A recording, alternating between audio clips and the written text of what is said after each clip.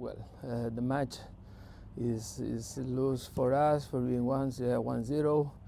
The first part we have a lot of opportunities. We play good, but the first minute only we have some dudes in the build up with the team. They put a good press, but one time the match was passing and we arrived at the end. We play better, and the second half was the same. We know that here this field was very difficult. We know that the team was very difficult, and we need to approach the opportunities. And we know that the first team who has the one big opportunity and the score, he are going to win the match, and this is the reason because Babrungas approached the opportunity that they had, and we need to say congratulations for Babrungas team.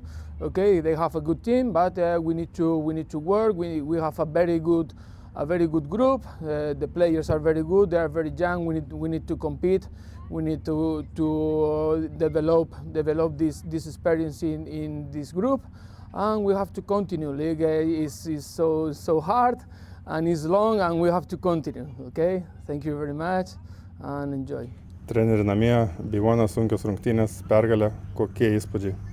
Pirmiausia, norėčiau padėkoti vaikinams už ton tikėjimą.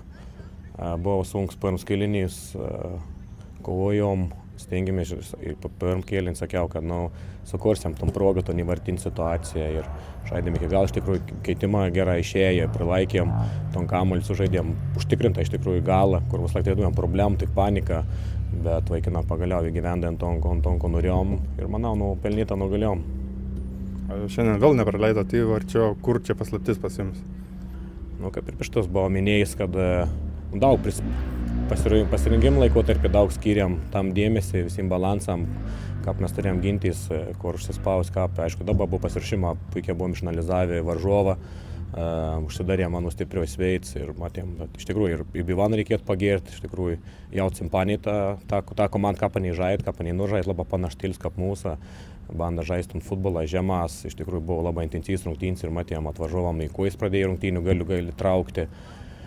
Tai mes buvom fiziškai geriau pasiruošti, tas, sakykime, irgi buvo vienas iš svarbiausių aspektų, kodėl mes perlaužėm tas rungtynės nuo mūsų.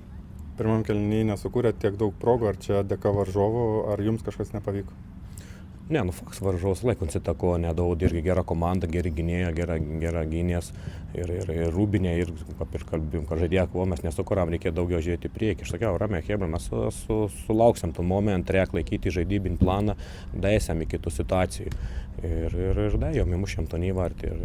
Ir rungtynių gal negalėčiau pasakyti, kad Beivonas padarė kažkokį tenas užgolti, kad mums pasisekė, labai gerai sukontroliavom rungtynių galą. Tai manau, nusipelnėm tos pergalės. Kiek atitrūkusios dvi komandas, Minija ir jūs, kaip į tai jūsų, kokia reakcija? Mes nežiūrim, mes žiūrėjom tas rungtynės, labiausiai buvo laimėtas rungtynės, dabar žiūrim į kitas rungtynės, o po to vėliau skaičiausiam.